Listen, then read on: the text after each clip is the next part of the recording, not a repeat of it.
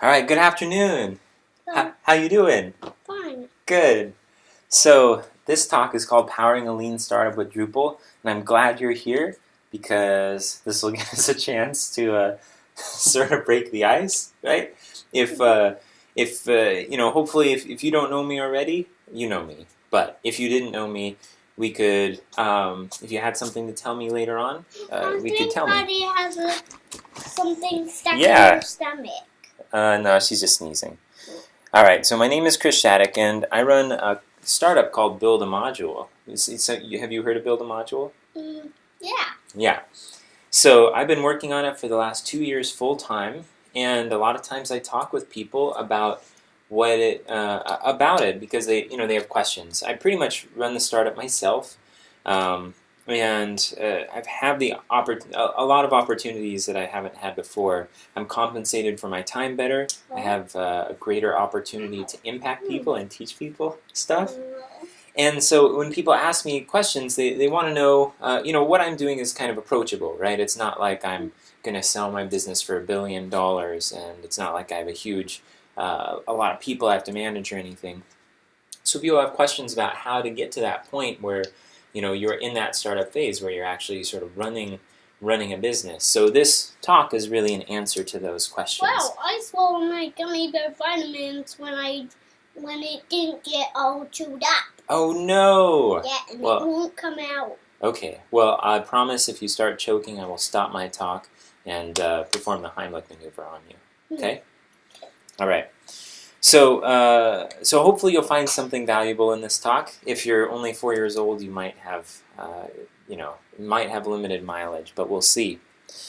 So I wanted to start by thanking everybody in the audience who's been a member of Build a Module or has told other people about it. Something happened. That's a funny picture on the computer. It is, right? Yeah. This says this is like I love you. It means I love you. Or no, it means rock on is what it means. Like rock on. Actually, I think it might mean I love you, which is funny because I've been using this picture to mean rock on for quite a while. But in this case, I love you makes a lot more sense. So 2 months ago, my father got pretty sick, and I was able to basically drop everything and go help him out, get him back on his feet. And it took about a month to do that whole process. Why? Well, because he needed some help with some things. Oh. So the only reason I was able to do that is because all of you have helped make Build a Module sustainable. And really there's no bigger payoff, I think, from doing your own thing than being able to help the people that you love, being able to help the people around you. So I have you to thank for that, so thank you. So I want to sort of do a quick narrative of the last 10 years of my life so that you have some idea. So we have something to sort of put all the layer all the abstract stuff on. This is sort of concrete, right? This is one person's quick version of their story. Yeah. All right. So I graduated from college with a degree in sociology. Did you know that? No. Well, I know that they put this funny, weird suit on you. Right, when you graduate, right? Yeah.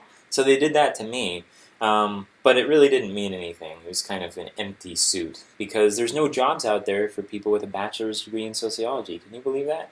No. So I got a job at a campground with my future wife, your mom, right? And I knew that wasn't going to be my career, so what I'd do is interview people as they came in to stay at the campground, and I'd ask them what they did for a living. And how they liked it, what kind of money they made, that sort of thing. And discovered that one of my options was doing web development because I had a computer, and that's basically all you need to do it. So when you have a computer, you can start too. Yeah. And I always sort of respected the geeks around me, and so I thought, yeah, okay, well, let's do that. That you're, this thing looks a little weird. This is going around this, and this is going to there. Right. Yeah. Huh. Yeah. Huh. Well, that's cool. So that's something that you can look at when you get bored with my talk. So the winters were pretty slow at the campground, so I spent the time learning, the basics of programming, design. I thought winter was so super long. Oh, it's about as long as all the other seasons, right? But it was very slow in terms of the people that came into the campground because there weren't a lot of people there. Yeah, nobody wanted to vacation when it was all rainy and cold and Big Sur. So I spent the time learning stuff, designed, programming, how to market, how to deal with clients.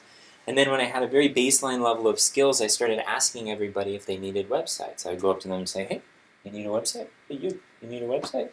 And almost everybody said no, but somebody said yes. This gallery said yes. And so they accepted a proposal, I did the job, and they liked it. And when I got paid, I tallied up my hours, and I was making 4 times more than I was making at the campground. Whoa, that means you could get a lot of money. Exactly, lots of money. So I decided to quit, and I went into freelancing full time. And that was hard at first because what you have to do networking meetings and go to all these sort of boring stuff. And I didn't know that. yeah, and you have to try to sell yourself. You have to say, hey, man, you have anything you want to buy from me? You want to buy anything from me? You want to buy anything from me? No. And eventually somebody will say yes, right? It's miserable to do that. But I stuck it out, and after 6 months, I was making enough to pay the bills. We were able to put a down payment on a house, the Emmett house, right? And make enough to pay the bills. So we had really cut down on our expenses. We were living with our in-laws. We weren't buying anything we didn't need, and so it was kind of easier to make it to that point. So I can understand how that can be. yeah, well, that's because you're smart and you get those types of things. So after a while, I started building my own content management system to make it easier to build websites for people. And after it got kind of complicated and I wanted some help with it, and in doing research online, I discovered that lots and lots of other people had done the same thing. And they were way ahead of the game in terms of maturity. And one of these was Drupal. And I had some friends that recommended Drupal to me, so I decided to standardize on that. I read a book called Drupal Development, and then I started doing all of my projects in Drupal. All of them. I thought that was the best way to learn, and I think it was. After 6 months of working with Drupal, I had enough. Was able to build up a little bit of reputation, and I was offered a job to work on a big Drupal project. They had a budget of over $1 million, and I got to work with that's so much dollars. That's a lot of dollars. It was a big deal for me, and I got to work with several other developers, which was awesome. Why do you need money to do Drupal? Well, these guys were making a Drupal site, and they had to hire people to make it for them. So I was one of the people they were paying to make that Drupal site. So I decided to take the job because I thought there were some good opportunities there, and I did learn a lot. Well, I did watch some of your DrupalCon. I watched your DrupalCon on I think Mommy's phone. Oh yeah? Oh yeah, when I was gone, huh? Yeah, cool. Yeah, so this is for another DrupalCon. Oh. Okay, so where was I? Do you remember where I was? I had this job, right? And so I wanted to know what was next, right? And I'd pretty much reached the cap of what I could make as a Drupal developer, which is significant. You can make a good living doing that. Well, it's hard to do that.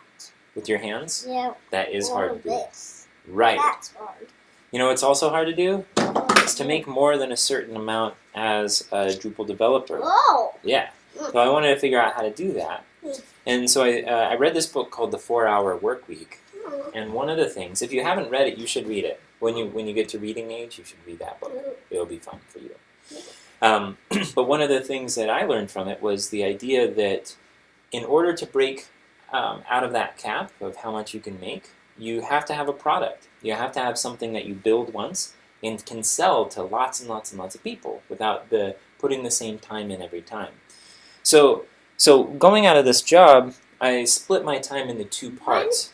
Why do those Why do you keep making lots of those things? Well, these all say different things. Like this one says employeeship, this one says freelancing. These are all steps that I took in my life to get up to the point where I was doing build a module. Oh. Yeah. So this is the step I'm talking about right now. So part of my time, what I do is subcontracting with Drupal shops. I wasn't making as much through that, but I also didn't have as much to think about. I didn't have clients I was working with directly. And then the rest of the time I spent prototyping the first Build a Module site and learning how to record video tutorials and stuff like that. So I put it out there. And I told some people about it. All the videos were about Drupal programming. And I thought that you would make it like so that you wouldn't have to talk and the computer would just make the part would just show you when you would talk. Yeah, so when I do record videos, I do talk into the computer or in a microphone that's plugged into the computer. And you can see when you talk, it shows this little bar. It shows how loud you're speaking. Is that what you're talking about? Oh, yeah. Slow. Okay. Actually, I'm talking about the computer talking. The computer actually talking? Mm-hmm. Huh. Yeah, I don't really use that very much in my videos. But I'll have to think about doing it. Because that'd be kind of fun. Huh? Mm-hmm. Okay, so back to the Build a Module site. I put it out there before it was perfect and let some people know about it. I didn't do any heavy marketing. And I started getting some orders. People started buying them, which was really exciting. I was pretty sure they'd all ask for their money back, but nobody did, which was a really good lesson in one of the principles of a lean startup, which is that you put something out there before it's perfect, and then you let the market tell you how to make it better. That way you don't spend your time on stuff that's not going to be useful. So after looking at what the kind of orders that were coming through and the feedback I was getting, I thought that maybe if I spent a good amount of time making a really good site, making a lot of videos about different subjects, and made an interface that helped solve a lot of the problems that people have with video learning. I know a game that's flying saucer game, and the saucer lands on a planet, and you try not to run into things because they'll make it run out of energy and go dead. Oh yeah, so these kind of look like flying saucers, don't they? Oh, yeah. And it's like maybe the flying saucer is flying across the screen and then it's about to land right here. Are you ready? Ready? There it is. Yeah, so this is when I decided to spend all of my time working on Build a Module, making it really good. And so I took 3 months. I stopped doing any contracting work and spent 3 months building the site. What? You know how long that is? No.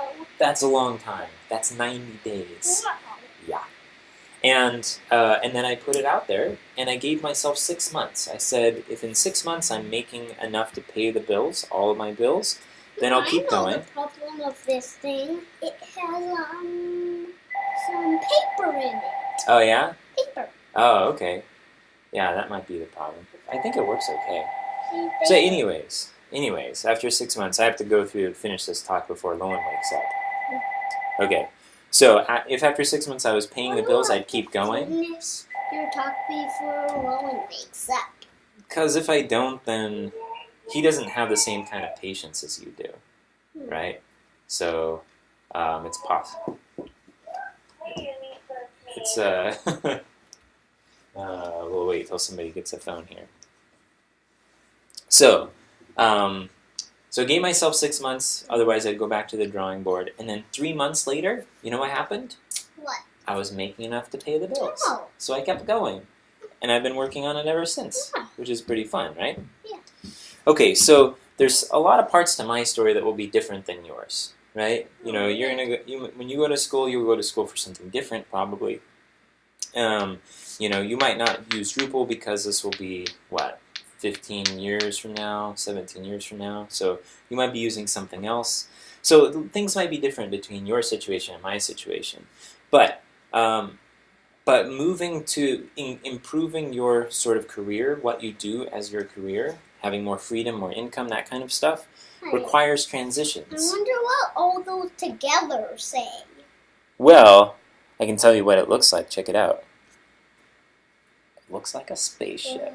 When I was making these slides, I thought, this looks really familiar. Something looks familiar. So I did a Google search for colony ship. I was like, hey, that's it. That's what I've been seeing. So anyways, about transitions. Transitions are hard because it's like you're jumping, right? You're jumping from like a rock to another rock. And once you land on that other rock, you're like, yes, I'm closer to my goal. But when you're in the air jumping, you're not quite sure if you're going to land right? You know what I mean? Yeah, like at the park when we jump from rock to rock. Sometimes that jump is really hard when you're in the air. So there's 3 things that really come into play with making that jump, with making those transitions. Regardless of what your life scenario is, whether you're a 4-year-old, whether you're like a 60-year-old, whether you have kids or not. You don't have kids, do you? No. No. Then here's what you need. 1, you have to see the next step. Hey, what's that Yoda guy? This is the Drupal Camp Colorado Yeti. Why is it called a DrupalCon Colorado Yeti? Well, it's just the Yeti. It's their logo. Ooh. So you have to see the next step as being less risky. Like, let's say you were jumping from rock to rock, and you knew that every time you landed on a rock, it was going to disappear in 10 seconds. Well, you'd jump, right? Because you didn't want the rock to disappear under you and to fall into lava or whatever. So you'd make the jump. You have to see that next step as less risky. If you don't, you're not gonna try the transition at all. So when I moved into freelancing, I thought that was less risky because I'd be making more money. I'd have a greater income diversification. I wouldn't have just one job that I was making all my money from. The second thing that you need is money, because the transition takes time. For me, it took about 6 months for each transition. Wow, that's a long time. 6 months? Yeah, that's like 1/8 of your life. So it took me about 6 months, but it might take you longer or less time. Why are there these sort of weird rocket ships? Where? The weird one of the picture of one. Oh, that was a ship that was in a game of some kind. Ooh. I kind of stole it off the internet, and I tried to find out what it was for, but all there was the image. It just showed the image. But anyway, so you need money, right? Right. Right. So if you're going to spend 6 months... Of money. You do. Do you have enough to pay all of your expenses for 6 months? Well, I have like 1, 2, 3, 4, 5, 6, 7, 8, 9. Okay, that's a lot. Yeah. That's a lot. And you don't have a lot of expenses. I mean, we kind of take care of that. So you're probably good to go. You can make lots of transitions. In fact, you're in the middle of making transitions all the time, which is cool. But when you're older, you have to have money because you have to pay for all of your own food. You have to pay for your house. Yeah, but you probably don't have enough to pay for like a mortgage, to pay for your house or anything like that. Well, I have 700, I think. Well, you got to keep track of that stuff, otherwise you could run out. So anyways, you need the money. And technically, that's really all you need. During that time period, you could be building skills, you could be building a network of people, that kind of thing. You just need the time to weather that. So technically, all you need to do is see the next step as inevitable, like you just need to make it, and you also need to save money. But in reality, there's one other thing that you need, which is you have to really support yourself during the transition. Because if you don't, you could run out of energy. Just how would I run out of energy? Well, okay, let's say you decide that you're going to learn how to hang glide. You know what hang gliding is? It's like getting a kite on your back and jumping off of tall mountains. So you want to learn how to do that, right? But it's going to take a while in order to learn how. It just is. It just takes a while to learn stuff like that. What happens when you jump and there's not air? Well, then you're probably going to have other problems besides flying because you have to breathe too, right? Yeah. There's always air. That's good. But it's going to take a while to learn. And you might give up before you're done if it's too hard for you, if you start questioning yourself, if you start thinking, wait, is this really what I'm supposed to do? You know, am I going to succeed at this? I don't think I'm going to succeed. At some point, you'll run out of that energy and you'll stop making the transition and go back to what you're doing before. So part of what I want to talk about for the rest of this talk is about how to sustain yourself during those transitions, because there's a lot of uncertainty, and it's kind of confusing and hard at times. Okay.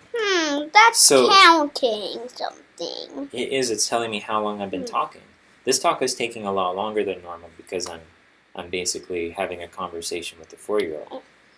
So you remember all those spaceship flying saucers across the screen? Well, that was a lot of flying saucers. The important ones are these 3 right here. Why are they important? Daddy, I want to show you that flying saucer game. I know, but right now I gotta finish this talk, okay? And then we'll look at the flying saucer game. All right. So these are the 3 kind of important steps. There's 2 transitions here. There's the one between employeeship and freelancing, and the one between freelancing and a startup. And I think it makes a lot of sense to go to freelancing before a startup for a lot of reasons, and I'll talk more about that. But first, I wanted to kind of break down why we think a startup is such a good thing. Like, why are you here? Why is that pointing to the green one? Why is that? Well, it says, why a startup? And then this says startup right here. So why do you think a startup would be so cool? You said you'd get to make a lot of money, right? And that is a big reason. But money is only really useful up to a certain point. At some point, you're like, wow, what am I going to do with all this money? And it becomes more important the impact that you make through your work. So how many people you can help, what you can do to sort of move the world forward. And finally, a lot of us get kind of... these 2 things are doing in the world. I don't know, but I'll tell you more about it when we're done with the talk. Okay, so the other thing that people need, or that desire through, the thing that we desire through a startup is the level of challenge that we may not get through our jobs or by freelancing. And all of this stuff, if we break this down, I just think it's useful to break it down to get a sense of what it is that our goals are. But ultimately, these are just secondary goals on the way to the primary goal of being happy. That's right? weird.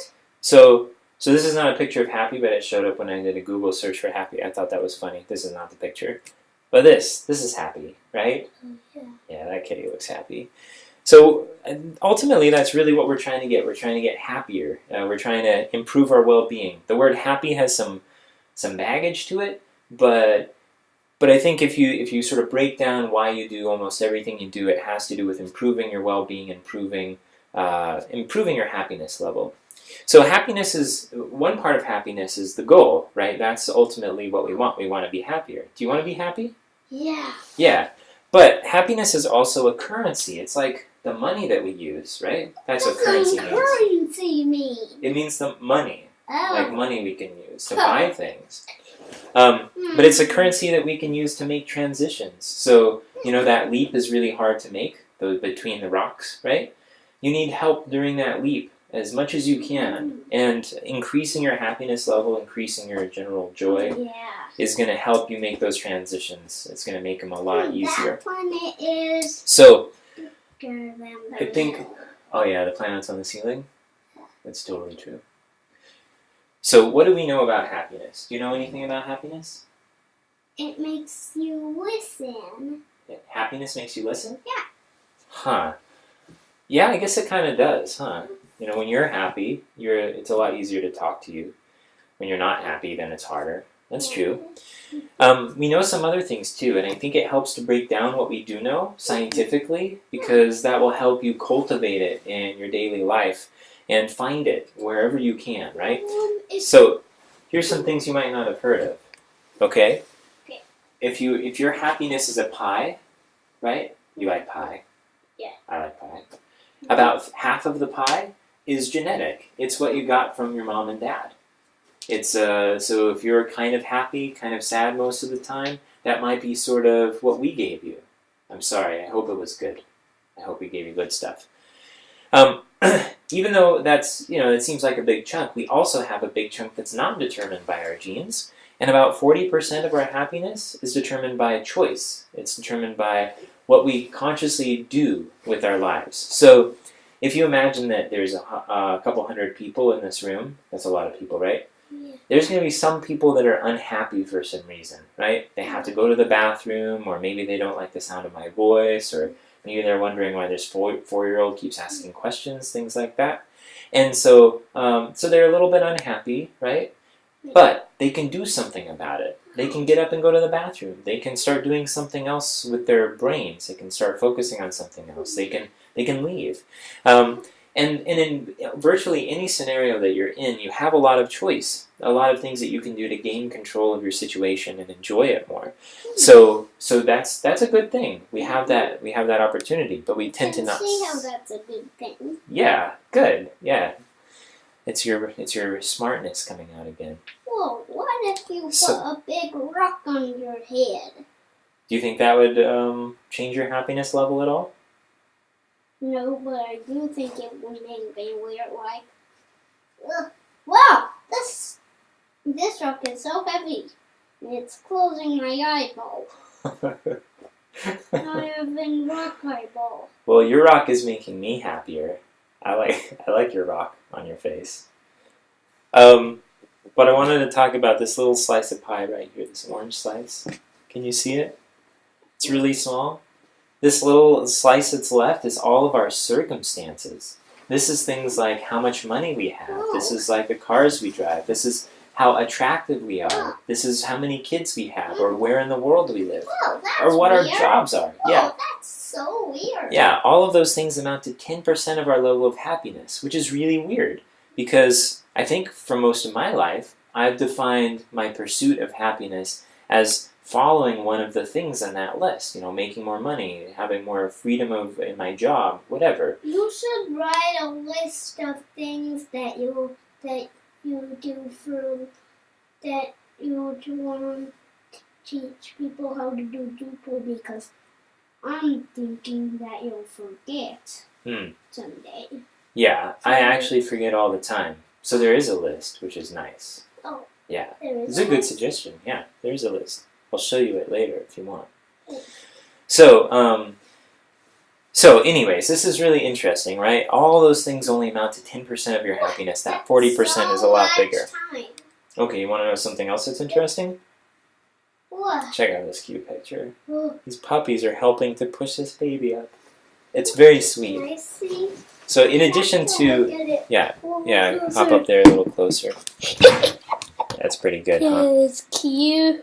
Yeah, so pictures like this make us happier, but you know what else? What? Helping people makes us happy. Oh, yeah. You know how when you help your brother get something out of the bushes or something like that, doesn't it kind of feel good? Oh, yeah. Well, the same thing happens in our body when we help other people as happens when we drink juice, for example. Right? It releases the same chemicals in our bodies that just make us happy. Chemicals? Yuck! Well, these are good chemicals. Oh. Yeah, these are good ones. So with our 40% of choice, the more that we can help people, the greater we can cultivate happiness, the greater opportunities we have. And that will come into play more. What is that dog just standing up and watching him? That's probably the dog that's helping supervise. You know, kind of telling everybody what to do, like, push a little more on the right, push a little more on the left, hey, you with the arms, pull harder, that kind of thing. You always have to have a supervisor, right? Okay, so this whole helping thing will come into play when I talk about Drupal later. Okay, see that new graph down there? What's a new graph? Well, this is just a graph. It's like there's lines, and then there's a line that goes across it and tells us something. What this tells us is just a very simple illustration of the fact that money does have an impact on our happiness. Oh, yeah, slice pie. Yeah, this is a pie graph. Oh. And this is a, a line graph, I think. Oh. This is it's a line. So money does make us happy, but only up to a certain point. Only about, I can't tell about that. Yeah, that's okay. You'll know more about that later. So I'll tell you a little bit about it. Up to about 50,000. This thing happiness. might fall down. Oh, we'll push it back a little bit. All right. Up to about $50,000 a year, money makes a huge impact. All over. Well, then scratch, man. Oh. I'm going to talk about money, okay? Okay. All right. So up to about $50,000 a year, money does help us be happy because it does things like make sure that our electricity won't get turned off, or make sure we have enough food for our kids. Right? Those things are important. They'll stress us out if we don't have those. But beyond 50,000, even up to 5 million, there's not a huge difference in happiness level among people who make that kind of money. So, if making more money is your goal for some reason, or you think that will make you happier, chances are that in the short term it won't. And if your sort of vision is for the future, you want to make a lot more money now. Hey, I wonder how people make the little buttons right here that you can click on to click on something else.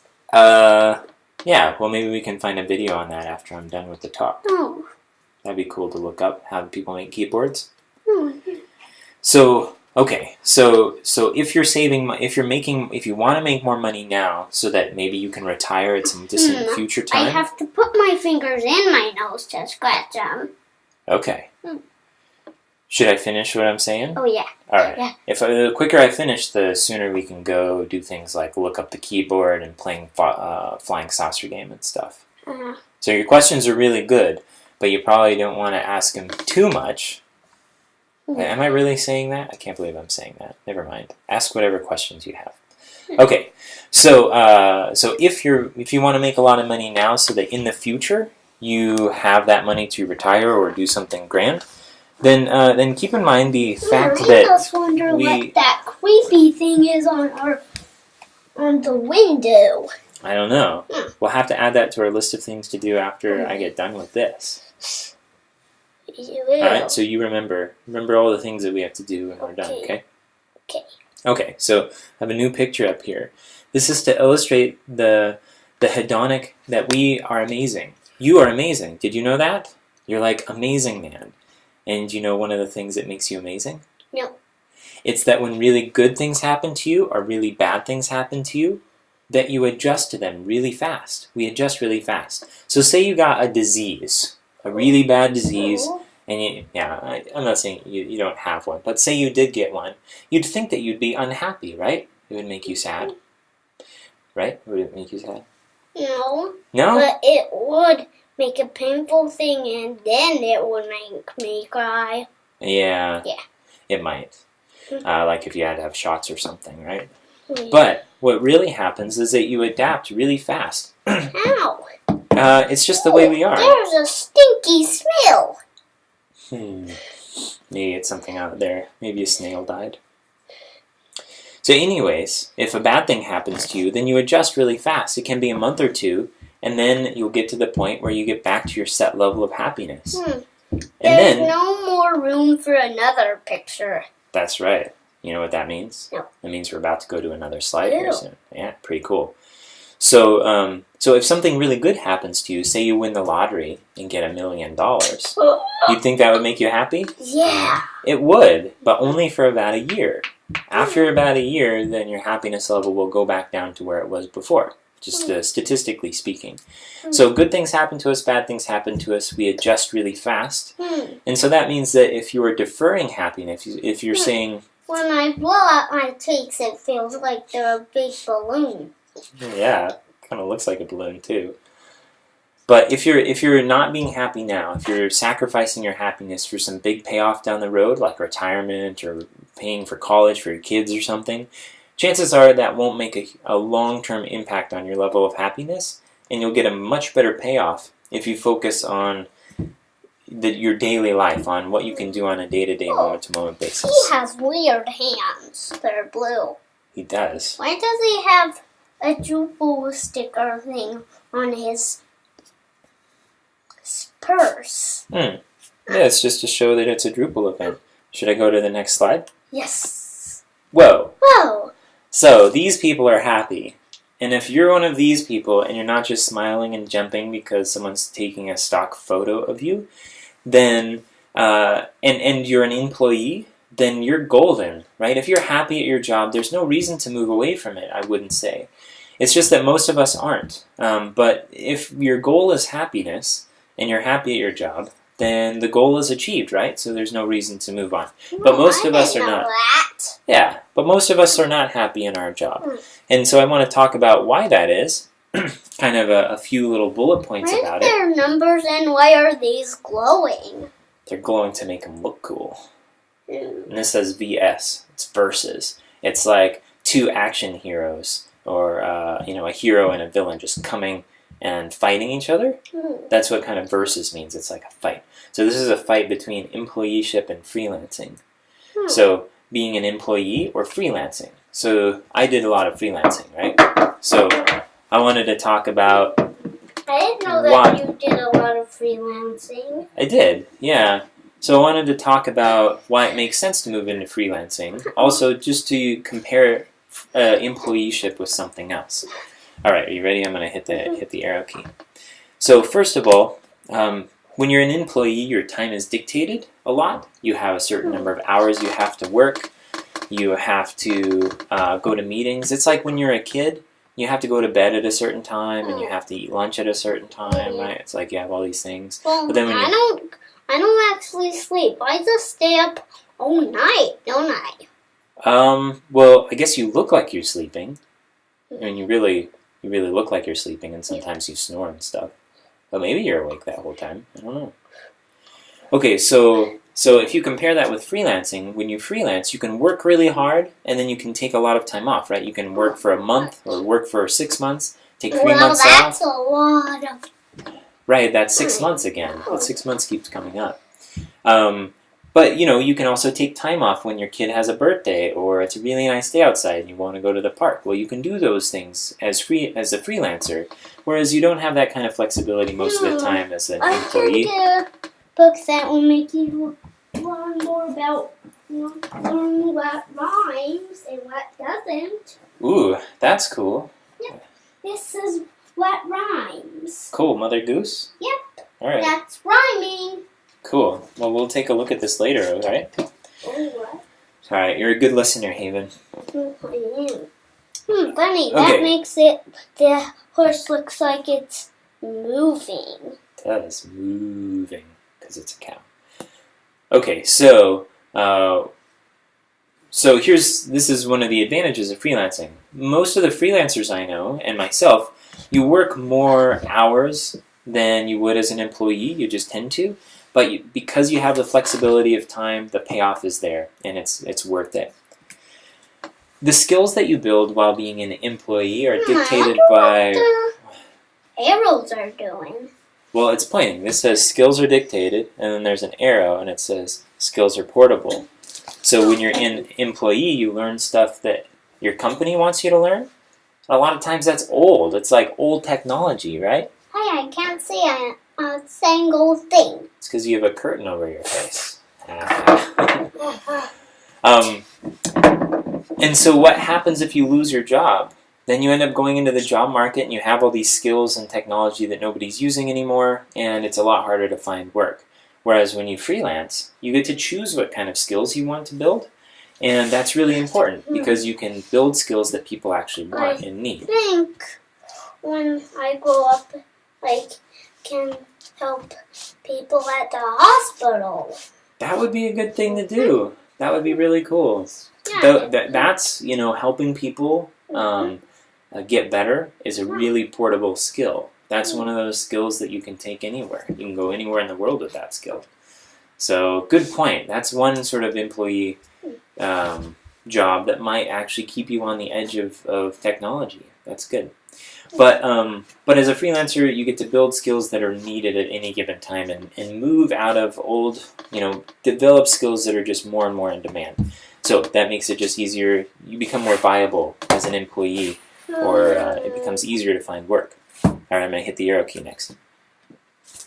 So as an employee, you're disconnected from the market because your goal is to make your bosses happy. And your bosses aren't necessarily the people who are buying the stuff that you're making.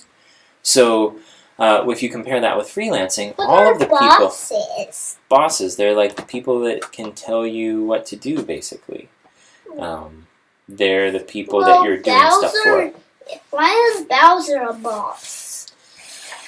Well, Bowser is like an evil boss. Yeah, He's not very good. And he puts up lava in his castle because he doesn't want people coming in his castle. So Mario tries to jump over it. Right. Okay. Yeah, so he's a boss because... And he has these things that turn around in circles, and they're like stripes that have lots of point things on them. And whenever you touch one, it makes you go dead, doesn't it? Oh, yes. That sounds familiar. I'm not sure exactly what the circle things are, but yeah, Bowser's are always... circle things. It's got points on it, though. Oh, yeah. Okay, so to get back to your question, Bowser is a boss because he rules all of the Koopa Troopas, I think. What are Koopa Troopas? They're the little turtles in Mario. And So they're bone turtles that walk, and you want to jump on top of. And there's this another bad guy that makes you have to jump onto the balls that he makes with his wand thing. right. He's a bad guy too. Yep. So, anyways, back to the boss thing. When you're a freelancer, all the people that pay you, all your bosses, are the market. They represent the market. They're directly buying from you. So you can figure out where your inefficiencies are, where you spend a lot of time on stuff that doesn't really matter to the client, and where you can add a little something and it makes a big difference to the client. I heard that there's these mean plants. There's these what's it called? These things that grow in the water and they eat Marios. What are they? Spinach?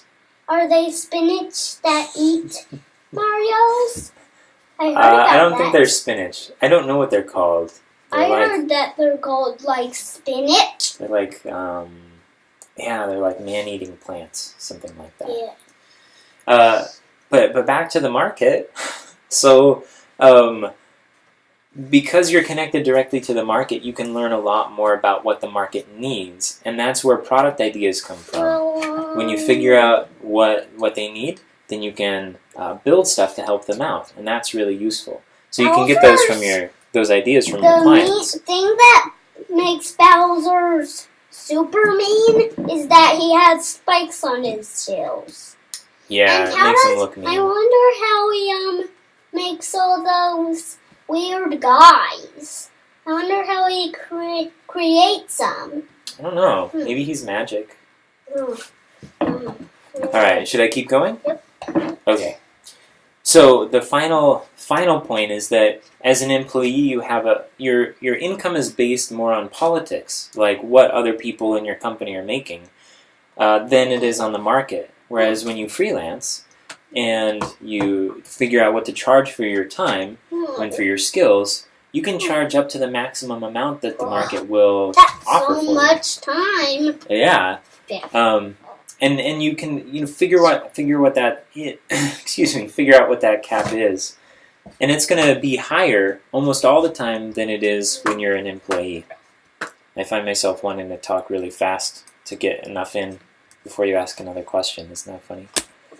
Okay, but freelancing isn't all glitter. Band-Aids? Well, because there's something wrong with freelancing. What? And I wanted to talk about what's wrong with it. Okay. Oh. Yeah. So freelancing is really hard, and here's what makes it hard. Part of it is the teeter-totter of pain, which is that... teeter-totter of pain? I'm glad you asked. It's that you're either too busy, you have too much work, or you're not busy enough. You have gaps in your time, and you need to go find work. How can you tell that with the Band-Aids? Well, the Bandaids doesn't really have anything to do with it. The Bandaids are over here on freelancing to kind of show that there's something wrong with freelancing. So another thing that's hard about freelancing is that you have a lot of stuff to remember. You have a lot of people that you have relationships with, a lot of clients. You have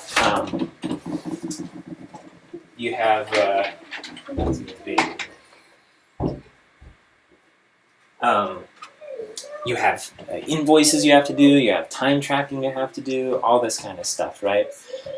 And, okay, so one of the things about freelancing, that's just by definition, is that you do it alone. You do it by yourself. And there's nothing more stressful to people than being separated from other people. You know how when you're alone for a long time, it can kind of feel kind of scary? Well, freelancers feel that. At some point, it really catches up to you. You know, you're working really hard, you're working all by yourself, and at some point you realize, hey, I'm all by myself. And all this stuff adds up to a really stressful situation, which is why freelancing is something that people do temporarily. They don't do it for really long periods of time. But I think there's some ways to think about it and some tips I can offer to help make it more enjoyable and more doable as a transition sort of phase. And the reason I think it makes sense to do freelancing rather than jump straight into a startup is because you can learn the same things both ways. You can learn the skills that you need in order to build products with a startup. Well, maybe we should make some muffins today. That'd be cool. Yeah, we'll think about that. Do we have any muffin mix? I don't think so. So we'd have to do it from scratch. What's scratch? From scratch means that you use your own ingredients instead of do it from a box. No. Okay, so where was I? Talking about freelancing. Freelancing. Yep. And, some tips I can offer. Oh yeah, why to do freelancing instead of just doing a startup. So, you can build the same skills either way, but the thing about freelancing is that you get paid while you're doing it, which allows you to do it for a longer period of time than if you were building up those skills as you were doing your startup, because then you're just burning through your own resources. Also, you get a lot more opportunities to connect with the market when you're freelancing versus when you're doing your startup. So, here's some things I can offer, some tips to help make the going a little bit easier. So first of all, think of freelancing as startup school. It has a lot in common with university, right? It's a temporary thing. You only do it for a certain amount of time.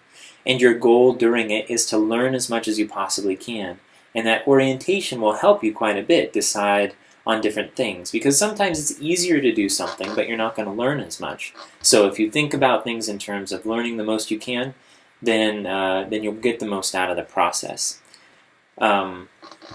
It's easier to jump, it's almost not even possible to jump into freelancing unless you've had some successes with it because of that whole thing about... I heard that, I know that if you, are watching My Little Pony, if you're watching My Little Ponies in Ponyville, you can actually see that when you're just watching the movie, that if you break it, you can actually hop in there. If you break, like, the TV? No, if you, break the iPod, you can, break in there. It becomes a door into the My Little Pony world? Yeah. I don't think it works that way. Weird. Yeah, I think if you break it, then just the show stops and you have a broken iPod. Yeah. But I like thinking about it as a window or a door better. It's just, I don't want you to break our iPods to try to get to Ponyville. Okay, should I keep going? Alright, so, like I said before, you're not going to make any transitions until you see that next step is less risky. And for most people with a seemingly stable job, freelancing seems more risky. So the way to sort of defeat that inertia that you have, that feeling of security, is to start having some success freelancing, to demonstrate that you can make more, that you can have more freedom if you do that. So you can either start working part-time at your job, or do some moonlighting. Just sacrifice the other stuff that you do. What does moonlighting mean? Moonlighting means doing more work than you normally do during times when you're normally not working. So, it's kind of sad, but times that I play with you at night, moonlighting would be if instead I spent that time working. You can't do that for very long without feeling kind of deprived, but it's a good way to transition to get some early successes freelancing. In terms of learning more from the process of freelancing, I suggest you don't work for big clients because you're going to be insulated a lot from the market still. Work for little clients. Those are people that are demonstrating where you're going to be before too long. So you get to learn from them. You get to see what mistakes they make. Most of them will fail, but you'll get to see hopefully a couple succeed and learn from those as well.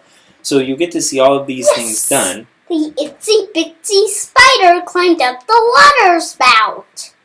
Awesome. I don't see how that's relevant though. Oh yes. For the whole small client thing. Oh yes. Mother Goose. Alright. Cool, yeah, I like Mother Goose too. So when Mother Goose was just starting out, right, when Mother Goose was starting out, she was a small business. I don't know if she was a real goose or a person or what, right? But she was a small business, and you would have wanted, if you were freelancing, you would have wanted to work for her then. Now, she's like this giant company. She's this franchise. It's just crazy big. And why are you now just talking about her? Well, because you kind of started talking about her. So I wanted to connect what I was talking about with what you were talking about, so it sounded relevant to you. Anyways, you wouldn't want to work for her now because you wouldn't learn as much. Oh, yes. 2 blackbirds baked in a pie. Should I keep going? Mm-hmm. Okay. So... Oh, yes. Hey, Haven. It's... Hey, Haven. What? Remember how earlier I said you were amazing? Yeah. Yeah. Do you want to know something else that makes you amazing? No. Yes. Yeah, I thought so. You don't forget things. Like, when you think of something that you need to do, like, I need to put my toys away, or I need to get my gummy vitamins, or something like that, you don't forget about it. Your brain helps remind you all the time about those things until you get them done. Yeah. Which is great. You know, you want your brain to do that, Mm-hmm. but sometimes that can get in the way. And you can actually use that same part of your brain. I don't know what part it is. It might be this part, or this part, or this part. But you can use it to do things now, to play harder now, to focus harder now. Oh, yes, that's what I was looking for. And so, because you can do that, well, the way you can do that is by using some techniques to get all of that stuff out of your head into a trusted system. Well, why do you forget so much? Why do I forget so much? Uh-huh. I don't know. Do I forget more than you forget? Uh-huh. You do. I don't know. I'm older. I might be getting old. Maybe there's more things for me to remember. Maybe I'm just not as good at remembering things. I don't know. But when you read this book called Getting Things Done, it will tell you how to help remember things. Oh. Yeah. So that you don't have to think about it all the time. And it feels so cool when you do that. It's just a really awesome feeling. And even though over time you might find entropy setting in, it's old McDonald's at a farm. Right, but aren't we talking about getting things done? Oh yeah. There's no pictures on this slide. That's the problem, huh? It's a good thing my audience isn't going to be just 4-year-olds. So when you do this, when you follow the techniques in getting things done. Buckle my shoe. Yeah. Okay. Well, maybe I should finish talking about this slide, and we can see what's on the next slide. That'd be kind of cool, right? Okay, so I suggest reading this. It's an awesome feeling when you get it, figure it out, and you can always come back to it if you start to feel a little crazy with being overwhelmed. This is Mary Hey, Buggy. had a little band. Yeah. Remember how in my room there's a treadmill desk? Mm-hmm. You like to walk on that sometimes, Yeah. right? Well, I think that treadmill desk was one of the best moves that I ever made in terms of being more productive and enjoying my work life. Wow. Because your body, when you're sitting down for a really long time, you know how when you're sitting in the car for hours and hours, it starts to feel like you just want to get up and play and do stuff, right? Mm-hmm. Well, when I work at a computer, and a lot of people work at the computer just sitting down all the time. It's like they're strapped into a car seat for hours and hours. And that gets a little frustrating, and your body starts to feel like it hurts. And so it makes sense to try to think about your office as a place where you can sort of dispel all of that discomfort. And so even though a treadmill desk might not be a thing that you do, you might look at standing desks or different types of chairs. There was a black sitting on roly-poly balls. in there. Oh, yeah. You like sitting on balls? Like big balls, like the big sort of medicine balls? You can bounce on them. Well, some people work on those. And, just think about the ergonomics of your room. I like to roll over them. Oh, yeah. Yeah, that's pretty cool. You don't want to do that with a computer, but it's pretty fun to do when you're just playing around. So thinking about the different ergonomic things that you can do with your office and constantly changing it, it's part of the spice that you get to add to your office, and it can be really helpful. Wow, that's a pink cow. Yeah, with a little purple, white right? Spots, I mean. White spots. Okay, Haven, have you ever felt like you are really, really upset, really, really sad? Yeah. And you don't know what to do with yourself? Oh, yeah. Yeah, so I get that way sometimes. I think most people do. And it's usually a combination of things like being too tired. Like when you get really tired, you get kind of upset. And, maybe not eating right. But I'd be upset for like 3 much hours. 10? 1, 2, 3, 4, 5, 6, 7, 8, 9, 10, 11! 11 hours? Yep. Okay, that's a lot of hours to be upset. Yeah. You've never been upset that long. Because what happens is when you get really frustrated, you have things in your brain, you're overwhelmed with your brain, your body doesn't feel so good. You could open up this... Hey, buddy. Wait, let me finish this thought. You could open this thing. I could break into there and catch one of the snails in there. Yeah. Okay, so let me finish this thought, okay? Okay. When you get really overwhelmed, and you start to feel bad about things, then eventually something will happen to make you feel better. Right? How? Well, for you, you'll fall asleep, or you'll get so tired of being upset that you'll just naturally get happier. For other people, it's different things. But I think it helps to have an algorithm in place. I can see how that can be. Yeah. So it helps to have an algorithm in place. Something that you can do anytime you get that blocked feeling. It would be weird if rocks were made of rocks. That would be weird. Yeah, rocks made of rocks? Yeah. Yeah, that'd be weird. Okay, so can I tell you what my algorithm is? And it would be weird if rocks were as big as a house. There are some rocks that big. Hey, so can I tell you my algorithm? Mm-hmm.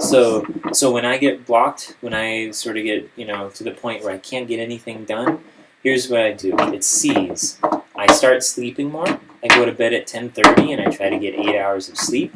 I start eating better. I don't eat junk food. I don't eat ice cream or M&Ms or things like that. I just eat What are good M&Ms? foods. Those little chocolate candies with candy on the outside. Oh, yeah. Yeah, but I don't eat them when I'm doing this. I also exercise a lot. I'll go jogging. Sometimes I'll go jogging with you guys. Yeah. Right? Or sometimes I'll do lift weights. Oh. And then finally... I can lift weights. Yeah, you're pretty strong. Mm-hmm. And so finally, the last thing I'll do is a sanity check, which for me is opening up a word processor and asking myself questions. Like, hey, why do you feel so weird? Or what do you feel like you need to absolutely get done right now? And I might even go so deep as to say, what are my ultimate goals? What am I really trying to achieve? And that will help me unwind sort of the problems that are going on in my head and sort of isolate them so I can do something about them. Having words for your problems help you figure out how to solve them. Are you sleeping? I went to a new slide. You missed it. What? Oh, wow, weird. Yeah. So there are some... so we're finally talking about Drupal. High five for Drupal. All right. So the reason is that it sets very well on everything I've talked about in regards to happiness and freelancing. Weird that rocks can pile onto rocks. Oh, you know what? I'm on the wrong... I think I'm on the wrong... yeah. Oops. Okay. Here we go. So why use Drupal for freelancing? There we go. This one is a little more fun. See the bubbles popping up. Okay, so So first of all, one of the big reasons I went and started using Drupal was that I wanted to have the bubble that wasn't right here is gone. See? Hey, good. There's only Yeah, a tiny bit of it left. Yeah. Only a tiny bit. Cool. Mm-hmm. All right. So one of the big reasons I started using Drupal, or just decided on a framework, was I wanted to be able to give my clients something that they could get help with later on, and I call it a portable platform for the morbid because I don't know why, but other. Wait, let me finish this thought. Out of the cement. Yeah, let me finish this thought, okay, real quick, and then tell me about the rock. So when it's a grub coming out of the cement. Okay. So, when, I was freelancing, I'd start to feel like, well, what happens if I die tomorrow or, die in a week? What's going to happen to my clients? And it's weird, I've talked with other freelancers about this too, and it's like we all feel like we're about to die. There's holes in this rock. I don't know, but I'm gauging I have about 10 seconds to talk before you have something to say. And my sentences are way longer than that. Oh. So I wonder if all of our brains work like that when we get older, too. Just like any time, just we get better at not interrupting people later. It's just, but we still stop listening after that time. So maybe I should really use short sentences in this talk. Mm-hmm. Maybe that would be better. Yeah. It would be better. Mm-hmm. Okay. So, it might take a while to get enough practice to do that, though.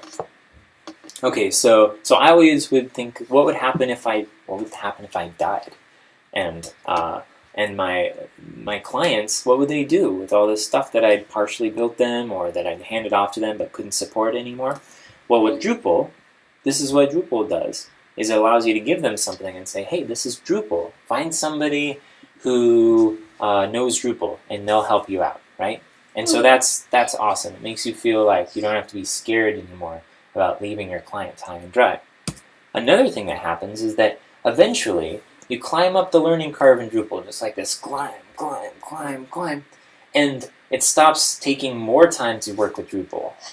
At first it's hard to work with Drupal because if you're used to using your own custom thing, if you're used to using your own custom thing, then it takes longer. No, but I wonder why Bowser wanted to be evil. But does Bowser have anything to do with Drupal right now? No. If you want to bring Bowser into the conversation again, you should tie it in with what we're talking about, so it makes sense. I'll tie it in. I don't know. You think about that for a minute. So at some point you cross this threshold where working with Drupal actually saves you time because you can use other people's modules and themes and stuff. And so that means that you can charge more for your time. Also means you have more time to work with, which is pretty cool. Cool. So here's where Drupal has a secret weapon. Oh. A very secret, important weapon. Oh. Okay, so the weapon is sharing. You remember how I said earlier that sharing is one of the most powerful things you can do to cultivate happiness? Yes. Yeah. How is it like a weapon? Well, that's a good question. It's sort of hard to define. But let me explain how it works. So when I started working with Drupal, you know what I did? No. I took some of the things that I had built already in my old content management system, and I made them into modules. How? I used code. What's code? Code. It's like it's the stuff that I write. When you see me typing. A lot of times that's usually code that I'm making. Code does stuff. It says, something like, remember how we made that game with cats, or with not with cats, with snakes that would come up and you'd have to click them? Yeah. Yeah, I made that using code. Yeah. You'll use code too in a few years. Why if I have any say in it. Code today. Well, because you have to know how to read first. Oh, but... And you'll learn how to read soon. I can read a couple words. Yeah. I can read words. Yeah? Yeah. Well, we'll work on reading more. But, so here's the thing. So I made these modules that are made out of code. And in Drupal, you have no choice, really. If you want to share it with people in some way, you put it on Drupal.org. There's no other place. Oh, yeah, people don't sell Drupal modules. because there's just no marketplace for them. And this is very different than other They content can management sell it systems. if they have a Drupal sticker. Well, technically you can sell it, but nobody does. But with other CMSs, they actually do. But what this means is that in Drupal, there's no choice. You just have to share. You just end up doing it. And here's what happened when I shared my modules. You want to hear? First of all, people told me that my code wasn't any good. Can you believe that? They said my code wasn't up to standards, that I had security flaws in it and stuff. But really, well, because it was true. Because I wasn't very good at it yet. But these people were helping to tell me how I could get better. They were my mentors, like my teachers. And so I got to work with them, and they would help me when I had questions and stuff. But then there was this other group of people that were really interested in what I had made, and they started using it in their own projects. And they would thank me, and they'd tell me that they had suggestions for how to make it better. Well, can I swing off of this to there? No, because if you swing off of the curtain, you'll break this curtain rod. It's not very strong. So you can jump, but you can't swing on this. What's up? Okay, so you know what feels really good? One of the best feelings in the world is taking something that you made, like when you make a painting or a picture for us, and you give it to someone for free, you don't ask them for any money back, and they like it, and they use it. That feels really good. That's part of that whole sharing thing being like juice. It's just an amazing, amazing feeling. And in Drupal, there's almost no other choice. You get plugged into that process right away, which I think is where Drupal really comes into play in a big way. That's its weapon. You are stuck. Haha, you're a captive audience. Okay, so sharing feels really good, right?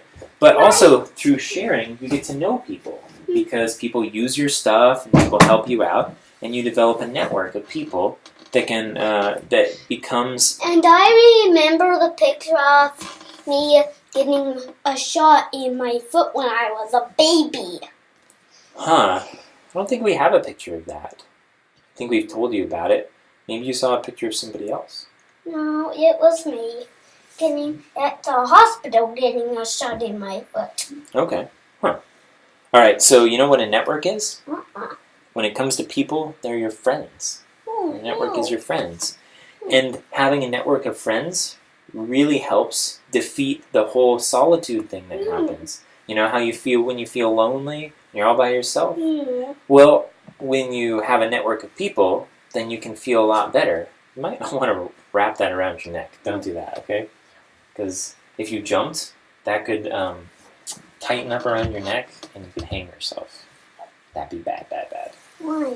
Hopefully this would break before that would happen, but yeah, don't wrap that around your neck, okay? Alright, you're awesome. And a good listener. Yeah. Yep. Okay, so, networking beats solitude. You get friends, and you start to feel better about working by yourself, because all of a sudden you're not by yourself.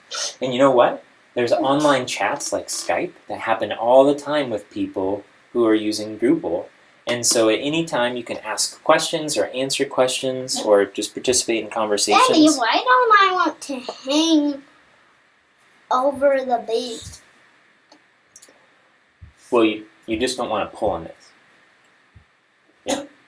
Okay, so Drupal is unique in the CMS world because it has a great network of events. And all the other CMSs out there, they all look at the Drupal community and the Drupal set of events, the way we do events, and see that as the ideal. Watch me how I can do a flip when I jump. All right, we got a flip and a somersault. Very cool. A flip and a jump. Okay, so you want to hear about the events? You remember how when you were little, sometimes you'd come to Drupal user groups meetings with me? You'd do them at Fuddruckers or things. Remember those? No. It's been a little while. It was when you were a baby. We should do that again, too. We should. But those are Drupal user groups. Those are people in a local area all getting together to talk. And these are people who you can connect with regularly because they don't live that far away. And then there's Drupal camps. You know how I go to Drupal camps sometimes, right? Like this one on my shirt. Well, at those ones, you get to meet a lot more people. Why does he have a phone? Because, I don't know, he's a modern Yeti. What's a modern Yeti? Modern just means he's, lives today and is technically... Lives today? Well... What's he saying? He's saying Drupal Camp Colorado 2011. Why is he saying 2011? Because that's when this was. Okay, so Drupal camps. He's talking about Drupal camps, right? So at Drupal camps, you get to meet some Drupal heroes. People that you like, that maybe are your mentors or whatever in the Drupal community. And that's pretty awesome to be able to do that. And then there's Drupal cons, like the one I'm going to this next week. And then there's 3,000 people all in one place. And you get to see all these people from all over the world and just get a sense of how big and special the community is and that you're actually part of it. And all of these physical interactions, like when you go to Drupal camps, user groups, everything, when you have the face-to-face time like we're doing right now, then all of the virtual interactions you have with them online on IRC or on the forums or whatever, all those really help enhance your online interactions with your friends, with your network, because you've seen them, you know their personalities and stuff like that. And it's about this time when I was building this slide out that I realized that this was a super long list, and it kind of made me want to just stop everything and pull that stunt that kid in the end of Bill and Ted's Excellent Adventure did, where he said, "San Dimas High School football rules." Why? You remember that? No. He did that because he was kind of a jock and he didn't do his homework. And so, he ended up doing that as his, because he was sort of floundering. So anyways, I was tempted to stop it here. Thing in there? But I kept going.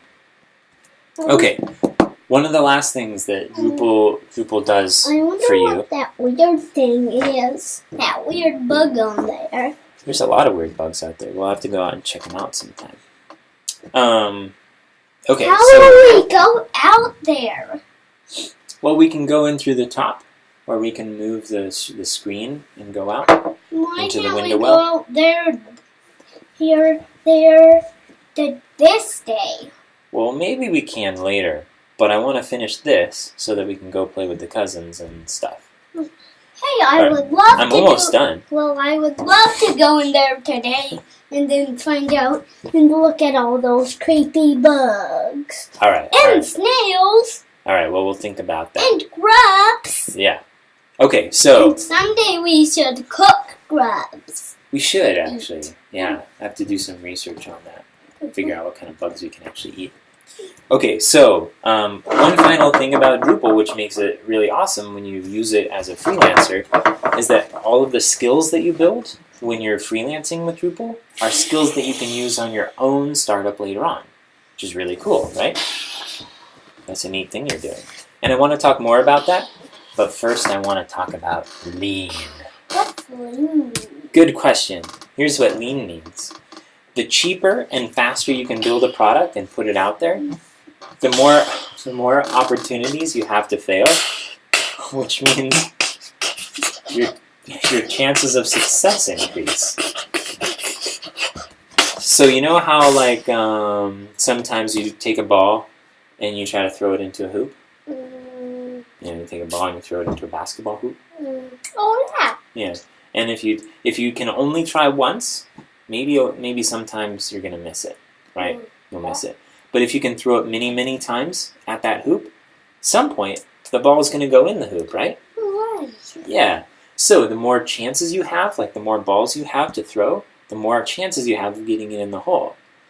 And so there's a couple things you can do. And it would be weird if balls were one big house connected to lots and lots of houses. Balls? Yeah, it would be weird if that happened. Like giant balls? Oh, yeah. Yeah, huh. That would be kind of fun to be in a big giant ball. Spin! Okay, so there's two aspects to going lean, which is cheaper and faster, right? So how do we do the cheaper? Well, the money that you need comes from two places, or the money that you spend. One is by hiring people, like I could hire you to do something like with envelopes or whatever, and that would cost me money. But the other part I don't need people to cost me money. You just do it for free? Yeah. Oh, that's cool. Mm-hmm. I'll have to take advantage of that at some point. Also, your expenses come from raw materials that you use with your business. So, actual stuff to buy to make it, or the factory to build it. Weird. So software. Weird stuff under there. Software. Oh, that's just that's carpet pad. Yeah. So software is awesome in this respect because one, you can if you learn all of the skills to program and to design, and you learn interface design and stuff like that, you can do it all yourself. You can do it all yourself, man. Mr. Sleep. And and so that's really cheap, right? And software is also really inexpensive to make because it's all virtual. Making me wake up when I'm trying to sleep. All right, I'll try to talk softer, okay? All right, the faster that you make something, that comes from a couple different places too. Hey, good morning. Faster comes from being able to using the skills that you already have. If I jumped with my rocks, I could drop them on top of the bed. That sounds a little dangerous. Why? Well, what if you dropped them on your foot or your head? I won't. Okay, well, as long as they drop on the bed, that's okay, but they can't drop on the bench because that will break it, or it will dent it. Okay, so if you can, so the faster part, if you build the skills already to build the product that you need, then, like through freelancing, for example, can you snore a little quieter?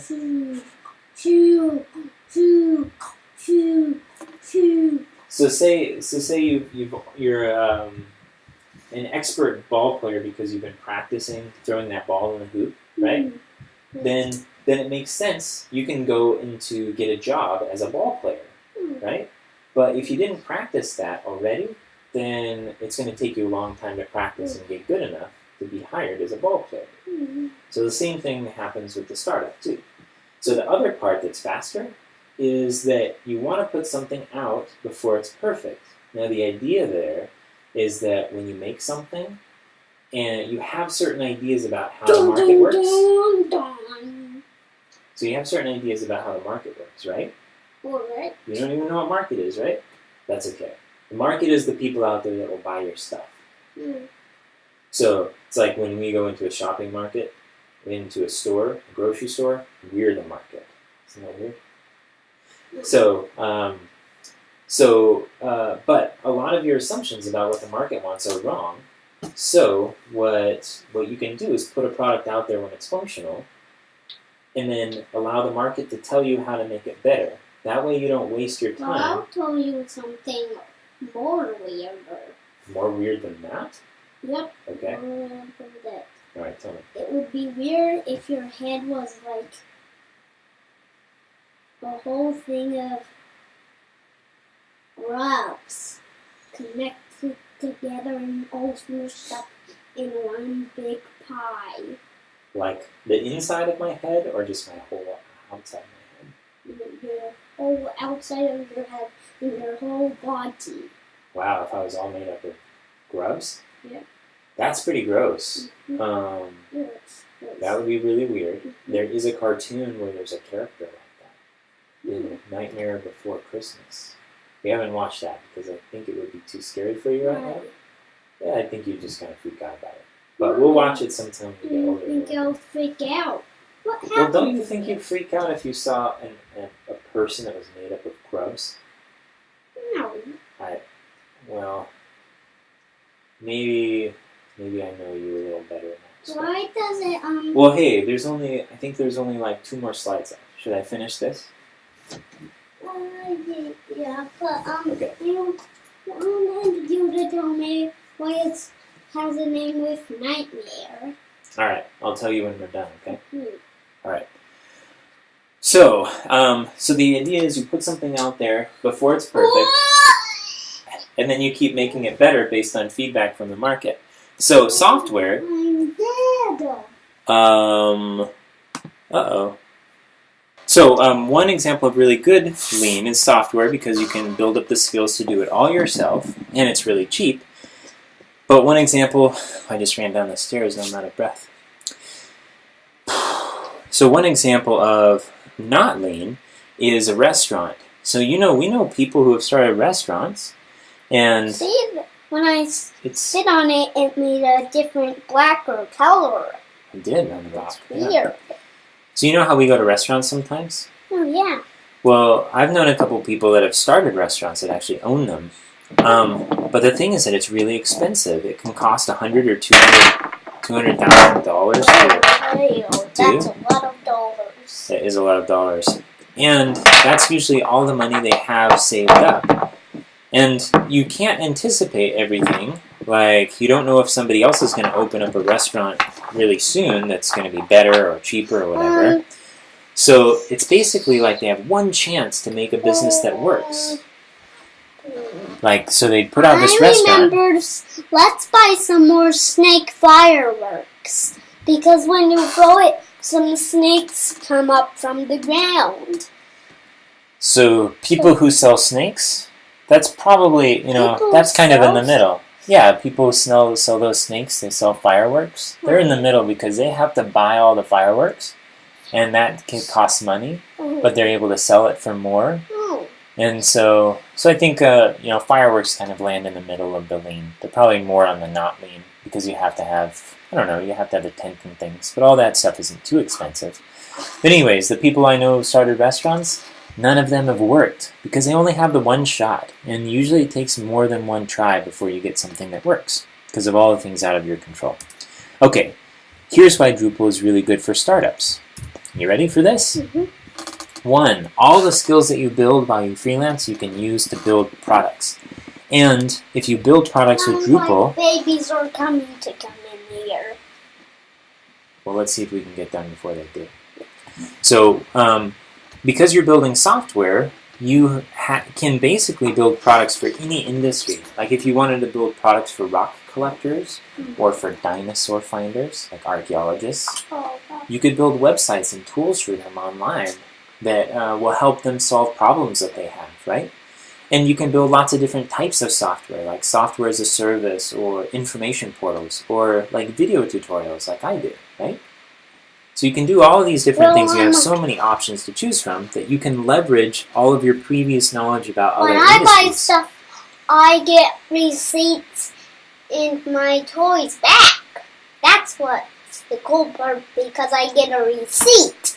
That's the cool part of buying toys, is the receipt? Mm-hmm. Huh, cool. Well, maybe there's a market for kids like you who are really into the receipts to make really cool receipts, for example. Like when you buy toys, you just get receipts that glow in the dark or glitter, or you can shake them and there's snow in them, something like that. Okay, so even if you decide not to build your products in Drupal, which some people will decide not to, maybe because they have a talent pool that's skilled in something else, or maybe they want something in a type of framework that's not available in Drupal, well, you can still use Drupal and your knowledge in Drupal to rapidly prototype, because you're so familiar with the framework. That weird thing in there looks like one of those things. They're like these that walk around in the desert and they sing with their tail.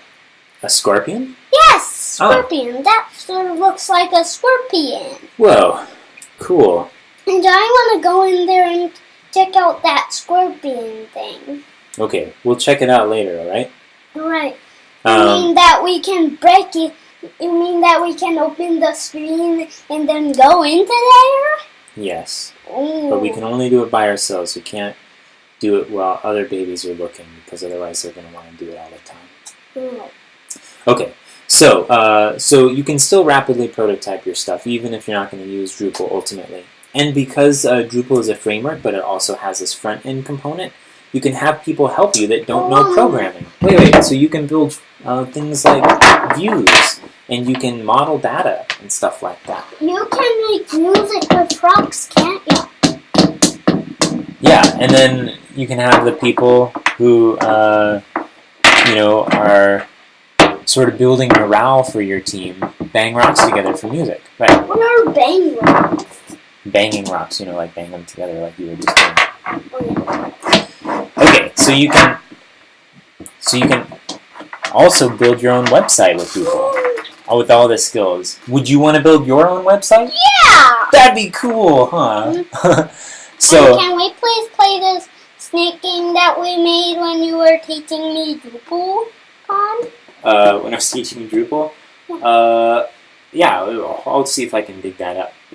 So you can build your own website, and that sounds trivial, but when you think, if you do freelancing for a bunch of small businesses, then you learn about all the weird things that people think are important. And Wow. well, just because weird. yeah, people are like, I want to put my dog on the homepage, or I want to be emailed every time anybody clicks on my logo, like really weird stuff like that, right? And so you get to take all the stuff you learned from building websites for other people, Weird. yeah, and make your own site fast and efficiently. So that's actually pretty cool. You can end up saving a lot of money and time that way, and you can use it as a jumping off point for your products. I wonder what would happen if I clicked that blue thing. So let's finish this, okay? Okay. We're almost done. Okay, so in Drupal, there's a bunch of programmers. There's people who program, and that's what it's like in most framework communities.